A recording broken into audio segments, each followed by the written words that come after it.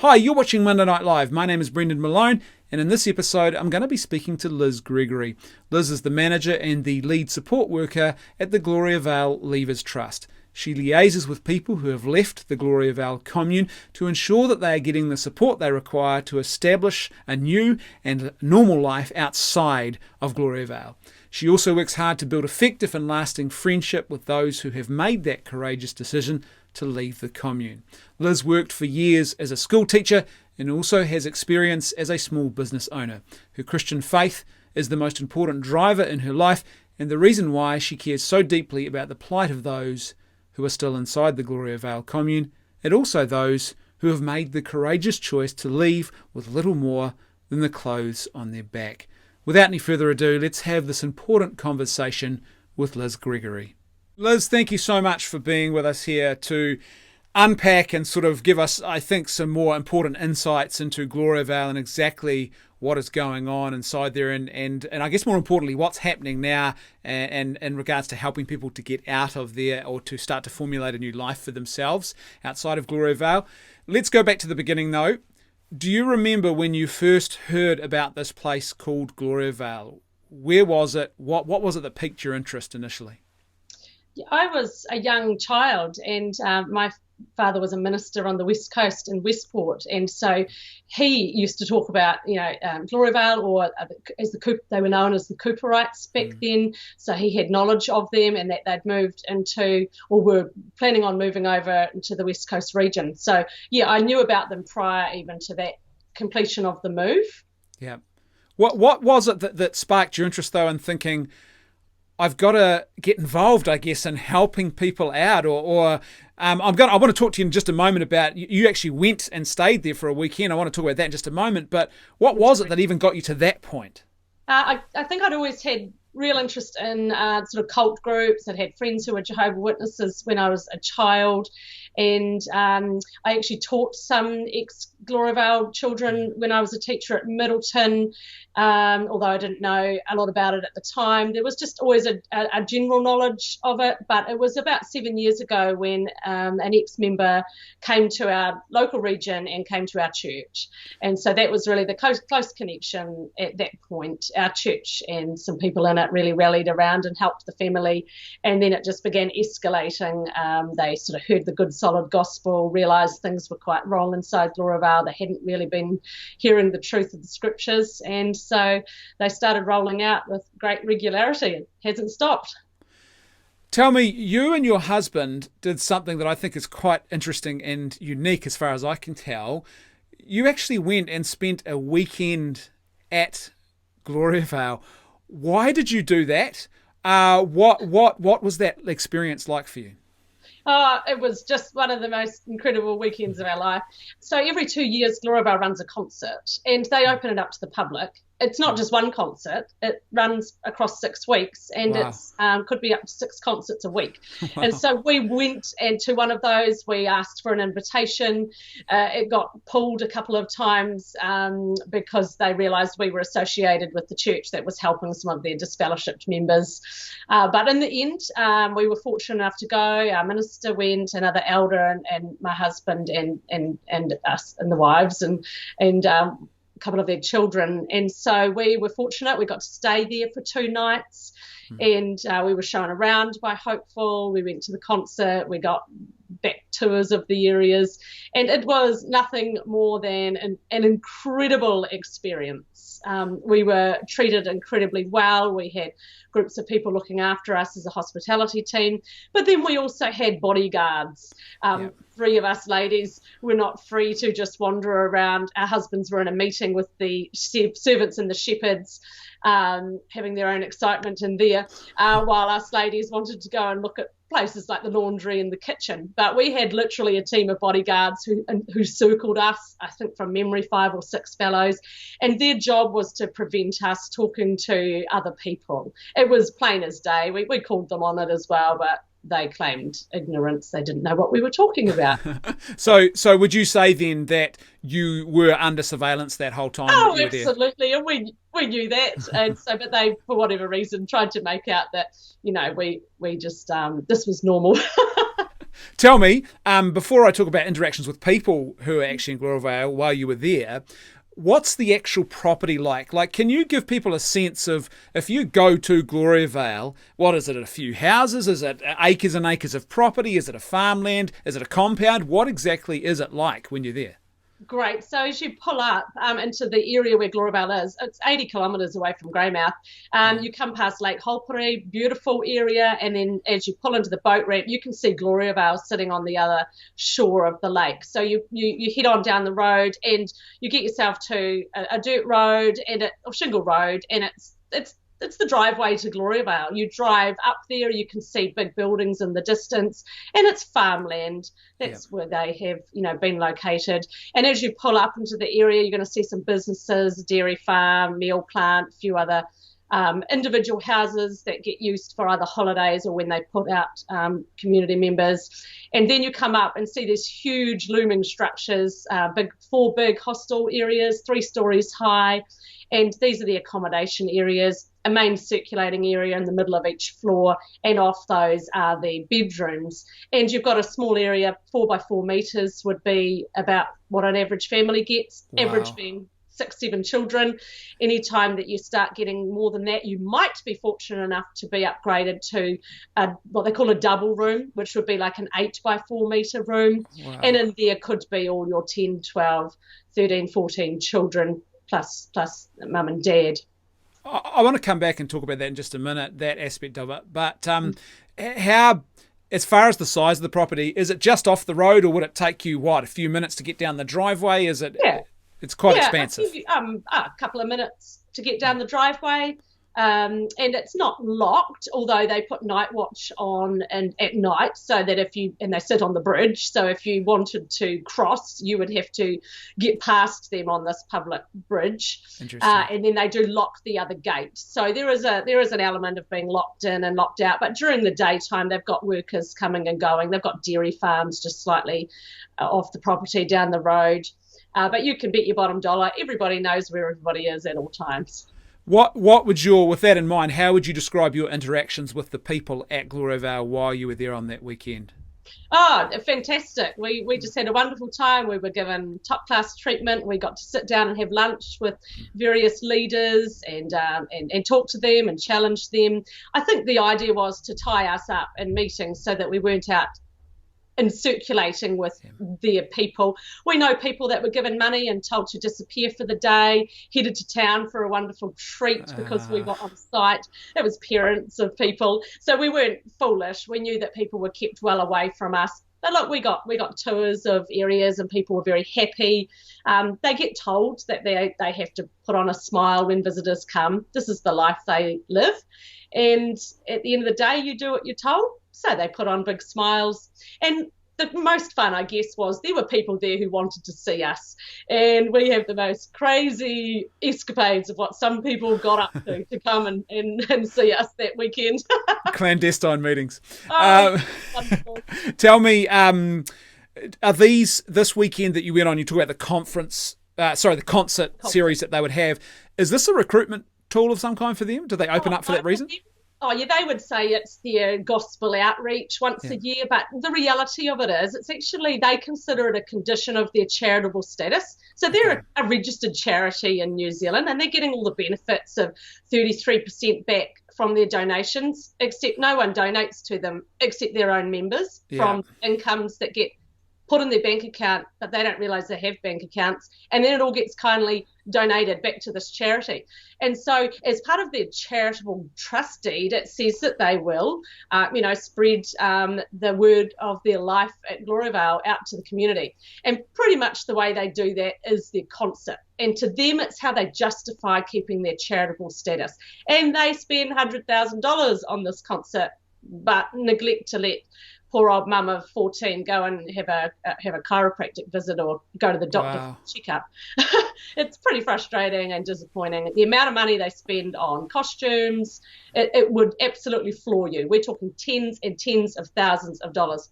Wow. I want to talk about the charitable trust issue in just a moment, because that is, for me, that's something that really, as some people would say, sticks in my craw as well. I just can't get my head around that. But for those who perhaps are not quite aware of what life is like inside Gloriavale, can you just give us a quick summary for people who are living there? What does their life sort of consist of? What do they do? How do they make their way through a week, if you like, as someone who's part of the commune? Great. I guess there's two elements to consider. There's the life they say they live and the life they sort of pretend they're living. And then there's the reality of the life. And they're actually quite different. The life they say they live is a Christian utopia, happy families, everyone working together, and honouring God, and and that's what you have to sort of pretend you're living. And so in some ways you ask them, they say, yeah, I'm happy with this. This is what I have to do to be right with God, and I'm doing this of my own free will. So that's the life they sort of think they live and that they say they live. But when people come out of Gloriavale, they're very quick to give another story. Some are bold enough to say it straight away. It was a baby-making factory. It was like a slave labour camp. And these are words they use. They felt like they were in sort of servitude, their rights all taken from them, no decision-making. Some take a little longer to be quite so blunt and honest, but everybody says it. So it's not like just a disgruntled few start speaking like that. It's all of them.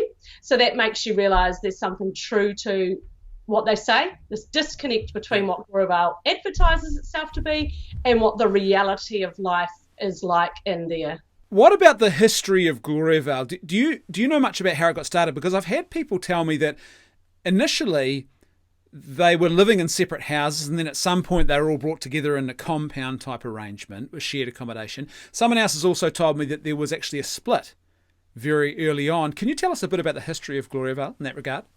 Yes, so Hopeful Christian came out from Australia. He had been involved in evangelistic tent meetings for quite some time over there and came over to New Zealand. My guess, he always wanted to start a community of some kind, wanted a people for himself. He had a bit of a history of having arguments with other churches and ministers and then leaving there. It was always their fault, and then going off and doing the same again. So a repetitive pattern of difficulty with Hopeful Christian, a very domineering man. Yep. So he came to New Zealand, and my understanding is got involved with Rang Your New Life, and there sort of formed a split. Basically, the elders weren't happy. He made some demands of the leadership regarding finances and wanting more control, even though he was just a visiting speaker. Elders from that church resigned and basically got the flock, stole the flock, and began holding his own meetings. And it's really from this core group that the community started. They got the property out at the Springbank area, there's lots of history there relating to a particular family, and Hopeful had two of his daughters married two of that person's sons, and a purchase of a property and signing over under a certain level of pressure and coercion, I understand. And so in starts the living together, where there's a big, massive sort of two-story homestead. People are starting to live in groups and family groups. Others still are living in the outside world and are coming in, and they're beginning a sort of self-sustaining property. And then you've got, your purchase of, it became known as Springbank, essentially. And by the time they'd outgrown Springbank in the early 90s, they purchased the property over at Gloriavale.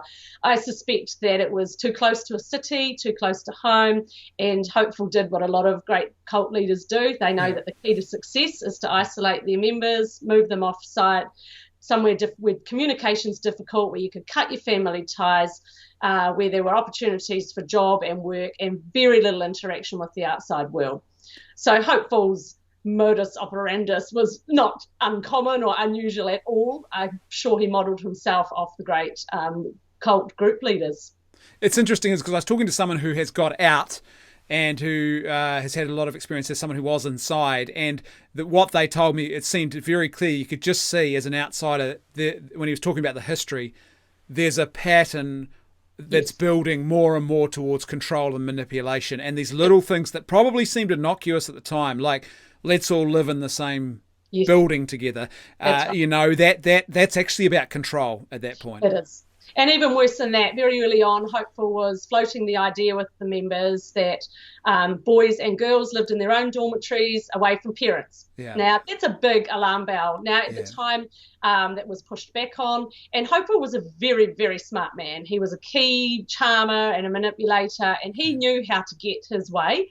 So he would just push more than he needed to, and then he'd give back, fall back a little, and wait for the people to catch up. So he would work on them over time, feeding them his ideas, and eventually people would give in. But look, right from the start, it has to be clear that it never started well. It didn't start with Hopeful being clean in any way sexually. So it's not like things started really well and great and then they denigrated to what we've got today.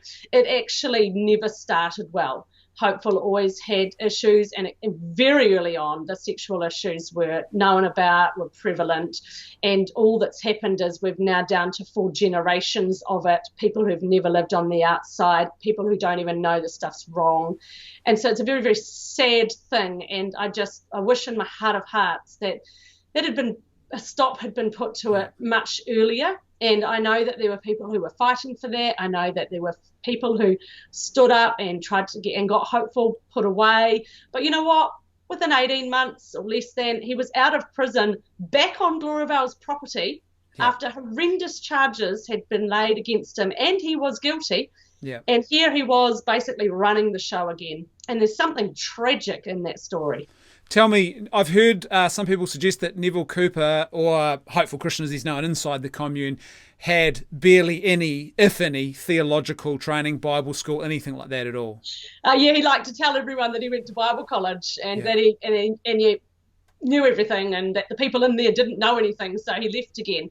Look, from what I understand, it was a few weeks, if that, that Hopeful lasted at a Bible college. No, it was not true. He didn't have any training. And you know what? That wasn't uncommon in the 60s and 70s. A lot of the sort of other churches in New Zealand didn't have respect necessarily for theological training. So nothing uncommon in that. And, Paul the Apostle, he didn't go to Bible college either. Sure. And that's okay.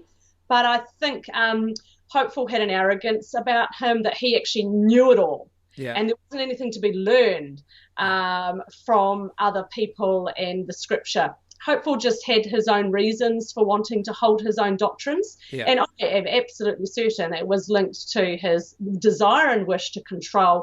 But there's something in there about his sort of sexual issues. I have no problems with all the information I have in making that call. It was not a sort of a benign decision to start this beautiful Christian community.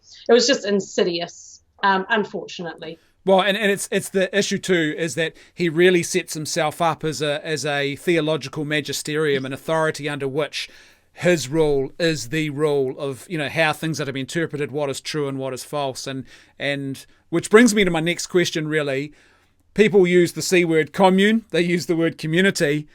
How do you feel about using the word cult? Because when I look at it, everything I've been told and I see and I read, it screams cult, cult, cult. Yeah, super cult, actually. I'd put an S in front of it. Wow. I have no doubt, because I've looked at the hallmarks of a cult. And just the other night, we were running an Unmasking Gloriavale evening. Quite a large number of leavers were there, as well as members of the public. And I called out 20 quick questions and got the ex-community members to answer a quick yes or no. And all I heard was a resounding yes, yes. And they were things like, does the leader demand full obedience? Yes. Does the leader choose who you marry? Yes. Do they choose what you think? Yes. Can you, do they make you agree with all of their ideas? Yes. Is there ever any way that it's okay to leave the group without being labelled evil or wicked? No. And everyone gave the answers for all of the questions resoundingly. Cult status, 100%. Wow. Not even worth having the conversation over. There is no discussion. It is a sociological cult. It's funny because one thing that this is something I'd never even thought about until someone who had left told me about this. The concept even of picking and wearing your own outfit each day is Yep. totally foreign to adults who are in their late 20s and early 30s. This is a That's foreign right. concept. That's the level of control. It is. It's far. Look, the control. It's even more. It's how hot your temperature is coming out of the water of your shower. You don't even get a dial on it. On Wow. most of the hostels to choose. Look, you would be surprised. Furniture, couldn't move furniture in your room. Hopeful wanted the bed set up in a particular way. Some parents wanted to separate what was going on in their bed with their from their children to shield them. But Hopeful wanted an open community where parents would happily be involved in sexual relations and have their children watching. And so you'd get in trouble for moving your furniture. Yeah. Wow. See, because this is interesting. I want to come back to that point in just a second. But before that, someone who I spoke to who had left Gloriavale said to me that this was slave labour. Mm-hmm. They're running a slave labour camp, and it was a breeding farm. Those were direct quotes. Do you think that's a fair assessment? Oh, I do. I have all the evidence in the world for it, and our lawyers have the evidence for it, and they will be making those cases to the court because at the end of the day, this is New Zealand 2020, and it's time to wake up and start seeing what's happening under your nose, under the guise of a legitimate charitable organisation. Yes. And so a breeding ground, absolutely. The women feel like breeding grounds. The men are allowed access to them. It's in their marriage vow that they have access to them whenever and wherever they want and however they like. They sign a document. Really? They sign a piece of paper saying that? Yep, their marriage vow. You would be shocked. But for them it's normal, so they don't even realise how appalling it is. Yeah. When we read those documents, we just are aghast, and they're like, "Oh, yeah, that was just normal. Everyone signs it," because they've been conditioned, and that's what's dangerous about Gloriavale. It's the conditioning, and so look, breeding farms. Even people who say they loved living at Gloriavale or they were happy there, they still say it's a punishing work regime and they felt like breeding was their number one job. Yeah. And you're not actually allowed to look after your children. So you breed for the system, but you have to go off and work full-time or more than full-time. And so you're breeding, but then you're handing them over to daycare at anywhere from 10, 11 days, 2 weeks, 3 weeks. You get a little bit more time off the more children you have. So there's this regime where you get benefits for having more children. Can you believe it? When you get up and, getting up around 10, 11 children, you're allowed to have 6 weeks off with your child, bonding with them. Wow. Whereas your first child, you just get a couple of weeks. So you're talking about a system. The women are wearing radios, and so they get a call up, your child needs attending. They go to the stop work, they go over to the preschool, they've got half an hour to soothe their baby, feed their baby, change their baby's nappy, soothe them again and get them settled, and they have to go back to work, and they're told off if they are longer than that. So you're talking a real punishing work regime and a breeding program, and you've just got to wonder why. Yeah. Where's the benefits? And that's obvious. Once the leavers come out and realise that they were getting working for families, tax credits for each child they have, it doesn't take them long for the penny to drop. And then they feel used and abused. I've heard about this from people who've left, and they've said to me that they had bank accounts in their name that they never had access and that so they never got paid a cent for all of this punishing work regime. They didn't get paid a personal income. The working for families comes into those accounts, and then within a day or two is straight into the trust accounts. So, I can't get my head around how that is even able to happen. Well, they set up these bank accounts, and then the leaders go to the people and tell them to sign something, and they just gloss over it and tell them it's a bank account, and do you agree to sign over everything? And under social conditioning, it's just what you do there, you do it, or under a bit of pressure and coercion, they have to sign this vow and commitment. You do what everybody else does, because what are your options if you don't sign? Yeah. You can't stay there anymore. You lose your job, your family, your house, everything you've ever known. You lose your soul, you're cut off. Yeah. And so it's all tied up. It's just one big con job. Yeah. And that comes from a leaver who spoke at one of our events last week. He said they're being conned. I've had several people say to me, and this is obviously one of the most serious aspects of, I mean, as if all that other stuff wasn't serious enough, but is the shielding of abusers and the active culture, what I've heard is an active culture of sexual abuse that's going on in sexual impropriety, from grooming. So you talked about the whole idea of children and their parents and exposure to sexual activity. I've been told that once you reach a certain number of children, if you are given permission, you can get a petition. But before that, there's no petition. The way in which abusers are able to operate freely. The petition is only to put half of your children into bunk areas. It's not a petition of mum and dad from the other children, the younger children. It's just because they need a bit more space. Yeah. So basically, when I first heard about that, straight away, like every cult that I've read about that has involved leadership with sexual impropriety, abuse, and some sort of sexual promiscuity within the cult, that has been one of their standard operating modes.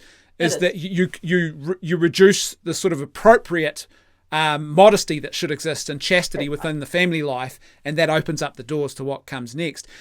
Do you think that's a fair accusation against Gloriavale, that they have a culture of sexual abuse and that they're shielding abusers as well? 100%. Dozens and dozens and dozens of examples, pages and pages and pages of it.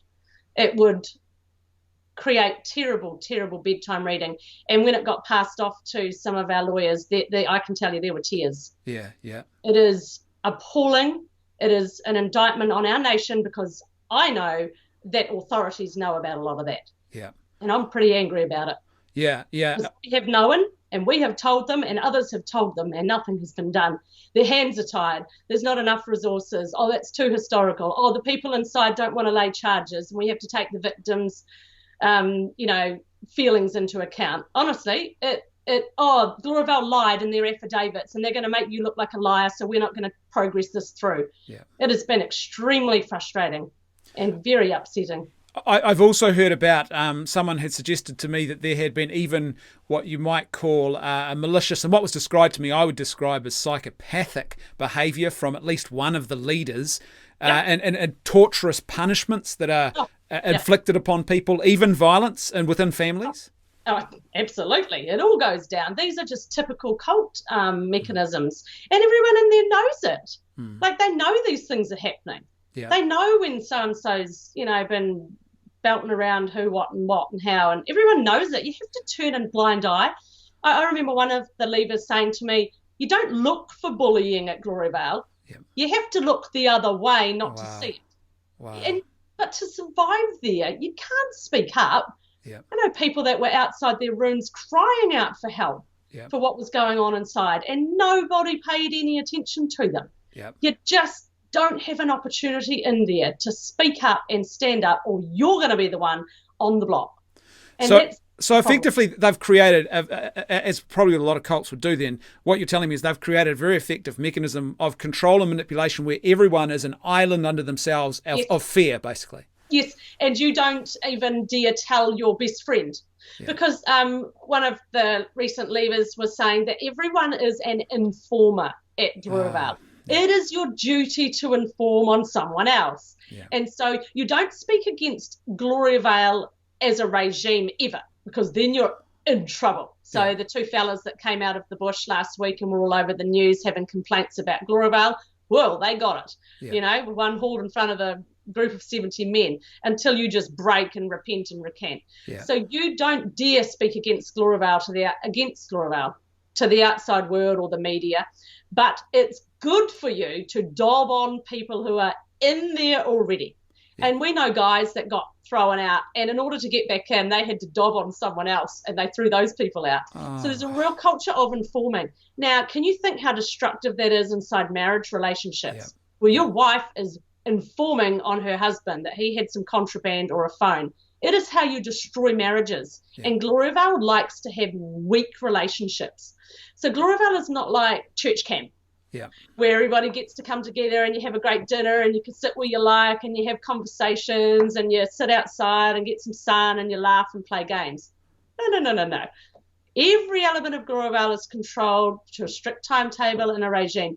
They don't want you having friends. I know stories where couples would invite their friends over and they would creep in their window at 11 o'clock at night just to have a game of cards and a laugh together. Wow. So you have weak relationships because you're being owned and dominated by leaders. It's all deliberate, but you've got problems coming up now where you've got a second tier of leadership coming up, and they are zealots, and they never lived on the outside world. Yeah.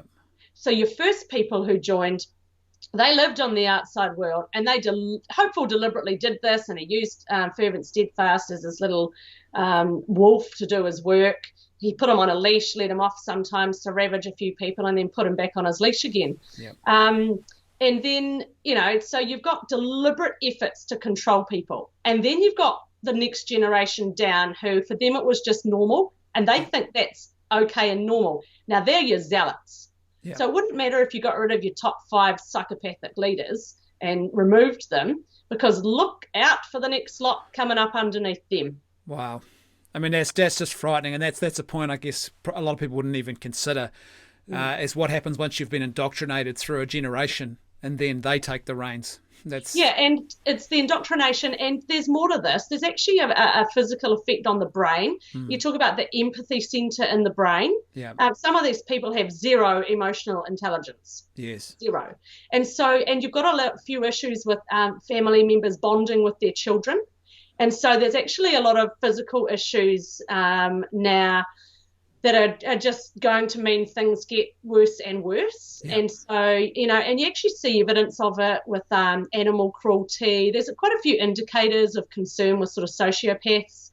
And there's a lot of evidence with those who are careless with animals or don't have empathy towards them, leading on to treating people badly. And we see that sort of thing at Gloriavale as well. So a lot of reasons to be deeply disturbed by what we know.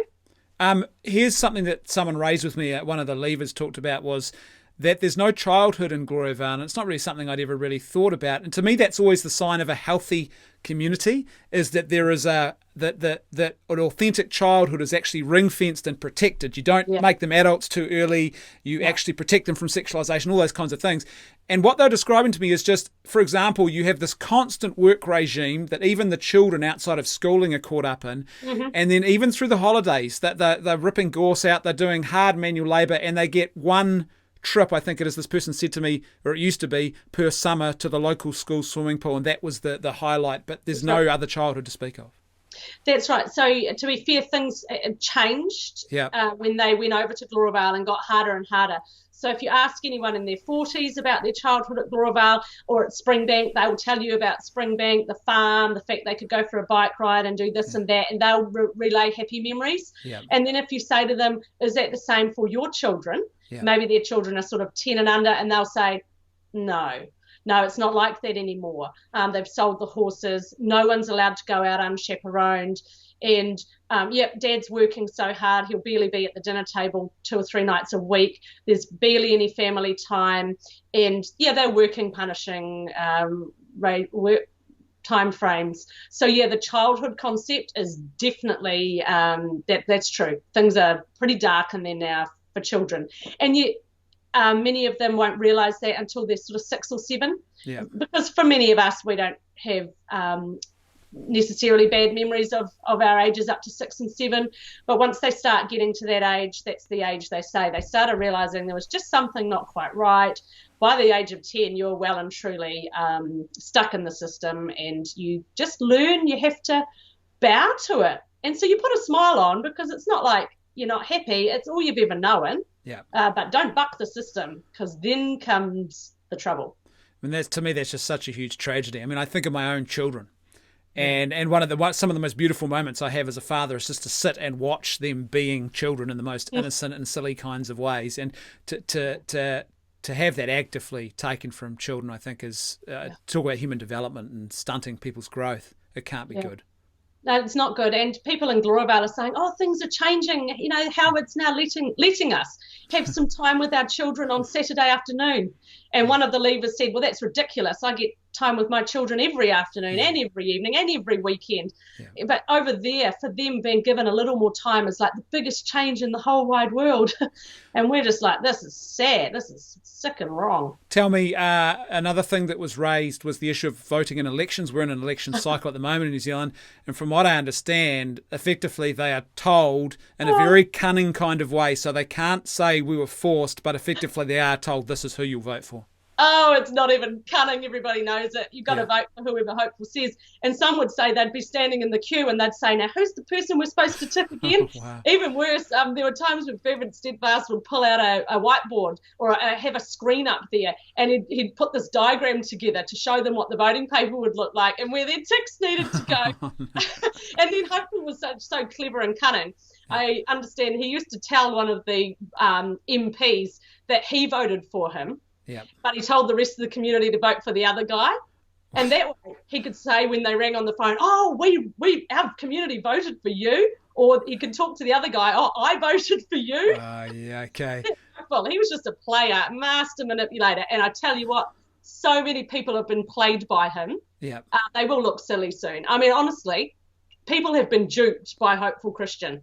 And it makes me feel sad, because if they realise the extent of what this man has done, they might feel a little bit of blood on their hands.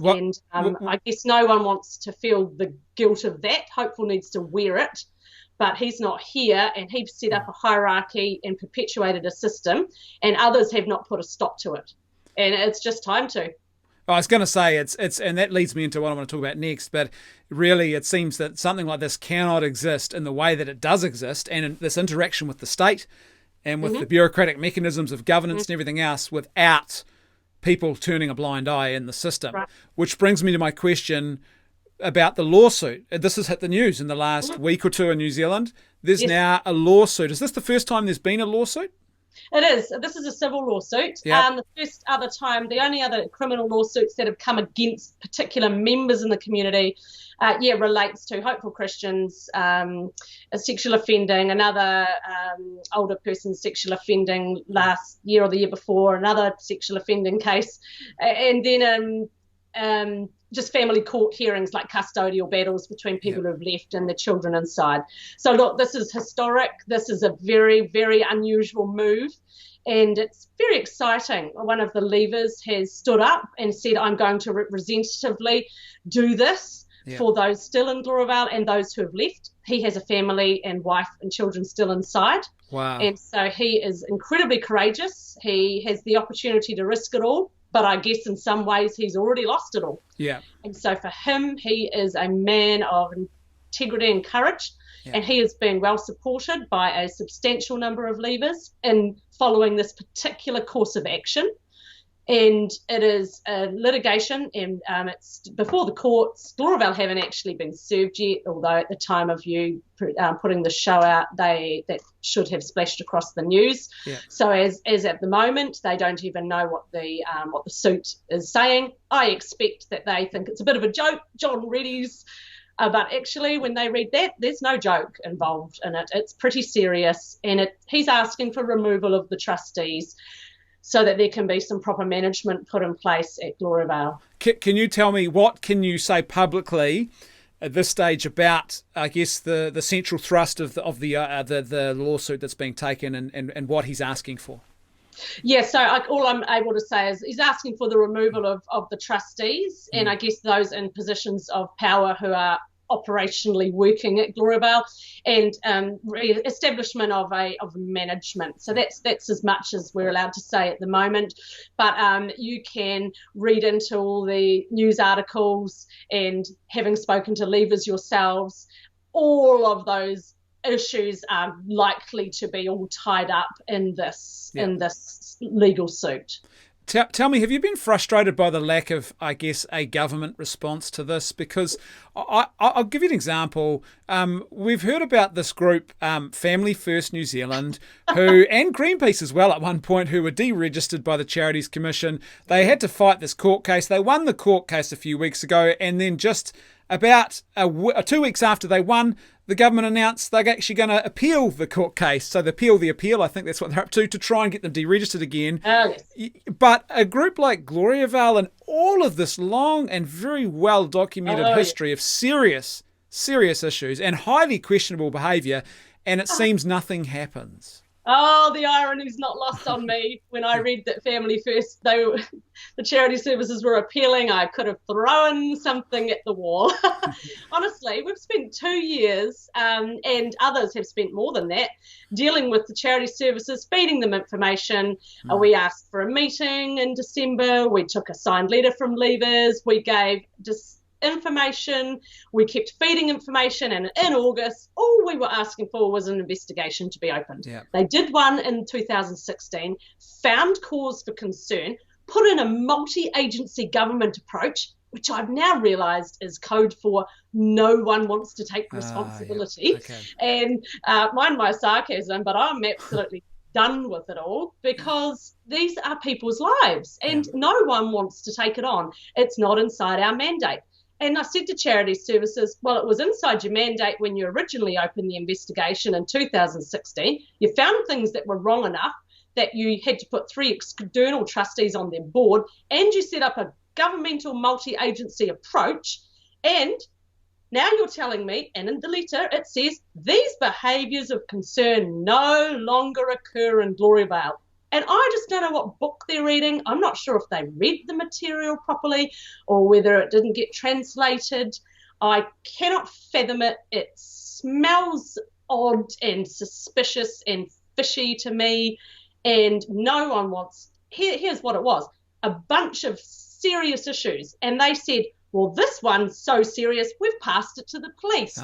This one's so serious, that needs to go to that group. Well, this one's so serious, you need to give that needs to go to the law and be dealt with there. And then they looked at their plate and said, well, there's nothing for us to look at.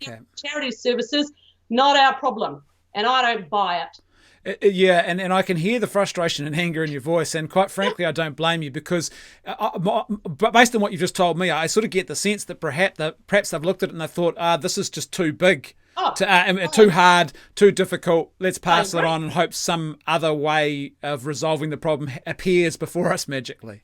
I think so, and I think that they probably knew that there was work being done with lawyers.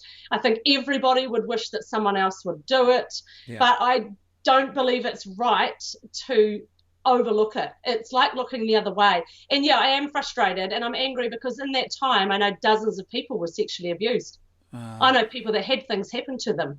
I know names that are submitted. It hurts my heart. And you get to the end of the point and say, does anybody care about these people? And they're being duped. Gloriavale are master dupers. And I don't think agencies believed us. I just get the most ridiculous answers I give information, I lay it out, and I get these ridiculous responses from government departments, and I just shake my head and I think, you are deliberately not getting engaged in this. This is way outside their pay grade, but you know what? It's outside my pay grade. I'm nothing but a tin pot person from Timaru, you know? There's a team of us here who don't have these qualifications. Why should we, the little people, have to rely on fabulous lawyers who have come to us, and said, well, can we speak to some leavers? And so, we've facilitated in that. And they've got to that point that John is there and they're working with him.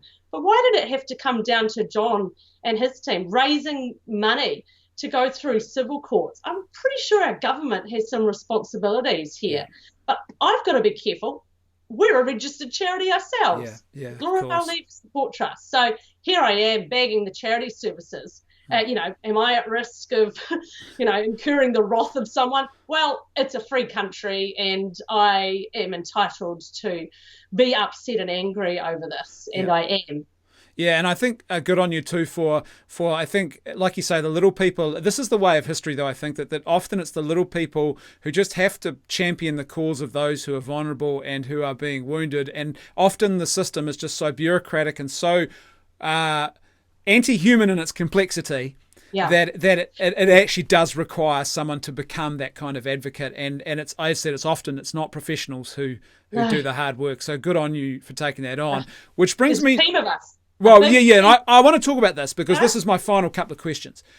First of all, how did you get involved in helping people to escape, to form a new life, to get out of Gloriavale and to re-establish themselves on the outside? How did you get involved in that work?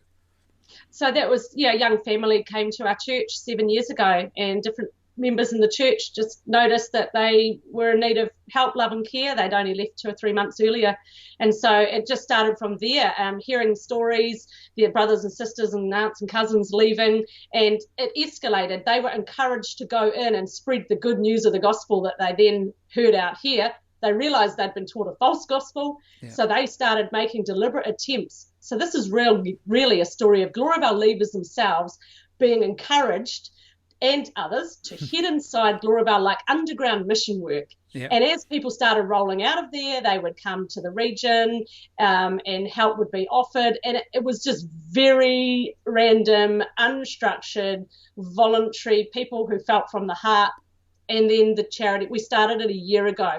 We were just finding things were escalating. We needed more credibility with government agencies. We needed funding. We desperately need funding. Yeah. This work is full-time work, and we have other staff and helpers, and there's costs involved in resettling families. And so we needed the ability to raise funds and be a charity ourselves. Yeah. And so we're grateful for our charitable status. I believe we're using it really wisely. Yeah. And so, tell me, what is the trust itself? I was going to ask you about that. So it's about a year old, and what are you really see your primary purpose is to practically assist the process of getting people out from and to establish themselves again.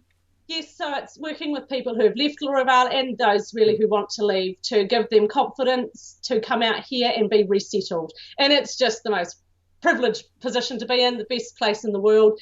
And then we're working with people as they come out. There are a lot of needs that need to be met. There are emotional needs as well. Yeah. And for some of them, there are needs to seek some, some closure or seek some justice or go to police over particular issues. So we're really involved in a wide range of activities, and some of those are above ground and some of those are underground. And it's absolutely a pleasure and privilege to be able to, encourage leavers themselves to find a voice to speak, because unless they speak up, nothing will change. Those government agencies haven't listened to us, but they took notice of those 2 fellas who snuck out of Gloriavale and were videoed on TV last week. You've got WorkSafe in there. You've got the Labour Inspectorate getting interested now. Why weren't they listening when everyone else had something to say? It seemed to matter when it came from someone from inside Gloriavale. And so we're involved in that sort of work, and it's just incredible work. Tell me about the public events you've been holding, where leavers share stories and actually unpack the realities of Gloriavale for people who might have never heard about it before. When are those events on? How do people go to them? Have you got some more coming up? We just had 3 over the last weekend in the North Island and Christchurch. We advertise them on our Facebook page, and we also have a website, gloriavalelevers.org.nz, and we try and get it out in local newspapers. We try to spread the word as best as we can, media, that we're hosting these events. They're called Unmasking Gloriavale. Nothing to do with COVID. It was just coincidental timing. They're a powerful, powerful way for people to really hear from leavers. We have like a panel discussion, and we take Q&A from the floor, and we talk about the history of Gloriavale and where it's got to, and that the feedback from them is phenomenal. Awesome. People just saying that it's the best thing they've ever been to. They've never heard anything like it. When you hear a person telling their heart-wrenching story of not being able to get help for their baby until the baby was literally dying and gasping for breath, and the tears are pouring down their face, it's powerful. And all we're trying to do is build awareness so that Kiwis don't say, just leave Gloriavale alone. Yep. They're happy in their own wee corner of the world. They're allowed to practice their own religion. We say, no, this is not a religious issue. This is a law of the land issue. They are being held by captors, and it's not okay in our day and age. No one anywhere else in the world thinks it's acceptable to have sort of modern day slavery practices, and we shouldn't in our country either. With that in mind, just to finish with, how can people get involved? What can they do to help? What can they do to support? And how do they go to sort of get in contact with the Leavers Trust? Great. So, we've got our website, gloriavalelevers.org. We've got a Facebook page. We've got emails and phone numbers. It's easy to find our contact details. When families leave, we get a lot of people offering goods and clothing. It's incredible. We need prayer, actually. This is not just a practical and physical battle. There's a spiritual element to all of this.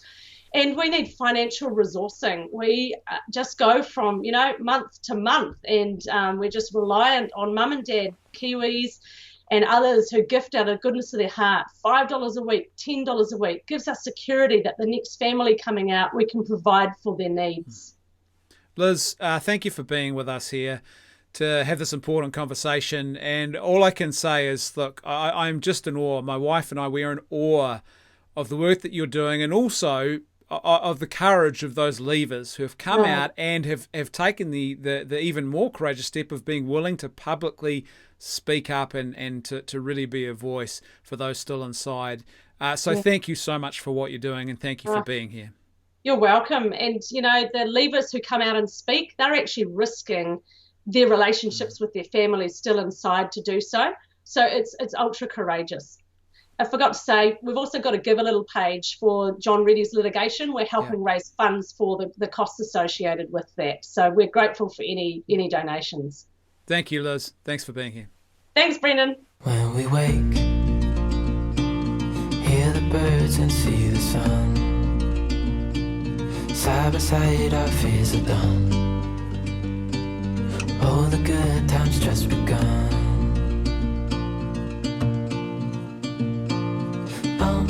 We know what we have, let's hold on tight. Found what we're looking for in life. Call us crazy, but things are finally right. With you and I, the future is bright.